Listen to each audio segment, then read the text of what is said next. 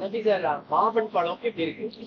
மாமன் படம் ஒரு ஃபேமிலி ஓரியன்ட் மூவி. இதெல்லாம் வந்து பார்த்தீங்கன்னா நம்ம போய் உட்காரணுமா, ஒரு சீரியல் மாதிரி இருக்குமா என்னங்கிறத வந்து நம்ம டவுட்டாக இருந்துச்சு. இருந்தாலும் போய் பார்க்கலான்னு சொல்லிட்டு பார்த்தோம்னா என்ன பொறுத்தவரை நல்ல ஃபீலாக கனெக்ட் ஆச்சுன்னு தான் சொல்ல முடியும். ஏன்னா நானும் ஒரு மாமன், எனக்கு ஒரு மாமன் இருக்கான்.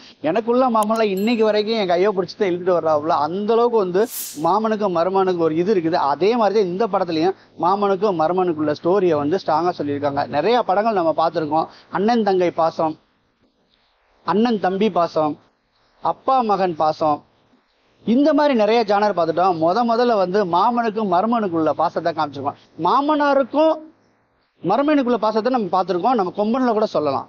ஆனா சின்ன பையன் இருக்கா இல்லையா, தன்னுடைய அக்கா பையன், அவனுக்கும் மாமனுக்குள்ள உறவு வந்து ரொம்ப அழகா சொல்லியிருக்காருன்னு நினைக்கிறேன். நிச்சயமா வந்து அவர் ஒரு நல்ல குடும்பத்துல இருந்து இந்த மாதிரி சூழ்நிலையில வளர்ந்துருப்பாருன்னு நினைக்கிறேன் அந்த பிரசாந்த் பாண்டியராஜ் சார். அதனாலேயே நம்ம தெரியல இந்த படம் வந்து பயங்கரமா கனெக்ட் ஆக சொல்ல முடியும். ஆனா அவருக்கு நம்பிக்கை கொடுத்தது எந்த படம் கேட்டீங்கன்னா அவருடைய குருநாதர் பாண்டியராஜ் சார் எடுத்த கடைக்குட்டி சிங்கத்தை நம்ம சொல்ல முடியும். ஏன்னா அந்த படம் வந்து நல்லா ஓடிச்சு அப்படின்னா இவருக்கு ஒரு நம்பிக்கை வந்துருச்சு.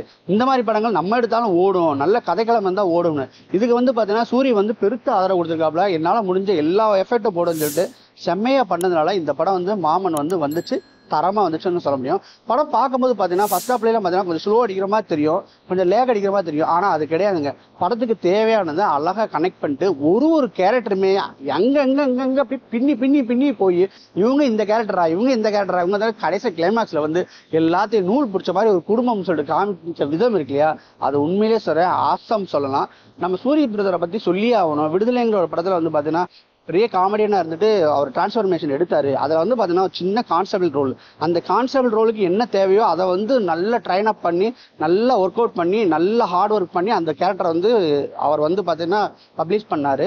அதுக்கு வந்து பாத்தீங்கன்னா விஜிஎஸ் எல்லாம் சப்போர்ட் பண்ணிட்டு விடுதலை வந்து வேற ரேஞ்சில் பேசப்பட்டுச்சு. சூரியையும் அடுத்த லெவல்ல கொண்டு போச்சு. ஆனா இந்த படத்துல பாத்தீங்கன்னா விடுதலைங்கிறது ஒரு கான்ஸ்டபிள் ரோல் தான். ஆனா இந்த படத்துல பாத்தீங்கன்னா ஒரு சின்ன மருமையனுக்கு வந்து மாமாவோ சூப்பரான ரோல் பிளே பண்ணியிருக்காரு. பொண்டாட்டிக்கு வந்து புருஷனா, அக்காவுக்கு வந்து தம்பியா, அம்மாவுக்கு வந்து மகனா, தாத்தாவுக்கு வந்து பேரனா, இந்த மாதிரி 5 பரிமாணத்துல வந்து பாத்தீங்கன்னா சூரி வந்து வாழ்ந்திருக்காருன்னு சொல்ல முடியும். அப்பா அப்படி ஒரு நடிப்பு இவருக்கு எங்க இருந்துதான் இந்த நடிப்பு வந்ததுன்னு தெரியல. அதை சொல்ற அளவுக்கு ஒரு அற்புதமா பண்ணிட்டாங்கன்னு சொல்லணும். ஹீரோயினை பத்தி சொல்லி ஆகணும். நம்ம ஐஸ்வர்யா லட்சுமி உண்மையே சொல்றேன், தமிழ்ல வந்து மிகப்பெரிய கம்பேக் சொல்லலாம். அப்படி ஒரு அட்டகாசமான படத்தை கொடுத்துட்டாங்கன்னு தான் சொல்ல முடியும். அவங்க வாழ்க்கையில இந்த படத்தை மறக்கவே முடியாது. ஏன்னா ஒரு டாக்டராகவும் பொண்டாட்டியாகவும் அன்னிக்கு வந்து தம்பி பொண்டாட்டியா வந்து அந்த ரோலை பிளே பண்ணிட்டு பார்ப்பாங்க. சான்ஸ் இல்லைங்க. அப்படி இதெல்லாம் தாண்டி பார்த்தீங்கன்னா நம்ம சுவாசிகா சொல்லி ஆகணும். அவங்க பார்த்தீங்கன்னா சூர்யாவுடைய அக்காவா வந்துட்டு அவங்க அதாவது என்னன்னா அந்த ஒரு கட்டத்துல வந்து அம்மா பண்ணது தப்பு, ஆனா அம்மாவுடைய பாயிண்ட் ஆஃப் வியூல அவங்க பண்ணது கரெக்ட்.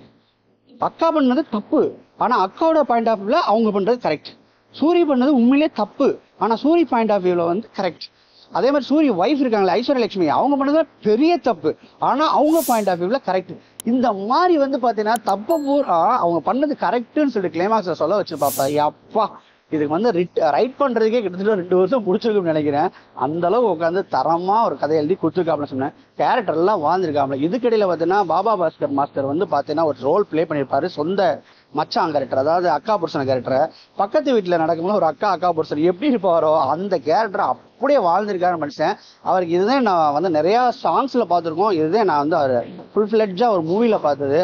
தரமா பண்ணியிருக்காப்ல. இந்த இடத்துல வந்து அவரை வச்சுதான் அங்க கேரியரே படம் எப்படிங்கிறதே ஸ்டார்ட் ஆகும். எப்படின்னு கேட்டா மாமங்கார எவ்வளவு பாசம் வேணாலும் காமிச்சுக்கிறாங்க. ஆனா அப்பனுக்கு வந்து அந்த பாசம் கிடைக்கலன்னு சொல்லிட்டு மச்சரனை வந்து நம்ம எதுவுமே சொல்ல முடியாம அந்த இடத்துல ஒரு சில ஏங்குற சீன்லாம் வந்து ஒரு ரிவீல் பண்ணிருப்பாங்க. சான்ஸே இல்லைங்க. அதெல்லாம் நடக்கிற உண்மைங்க. அது யாருமே சரி அப்ப வந்து மயம் வந்து அப்ப மேலதான் பாசமா இருக்கணும்.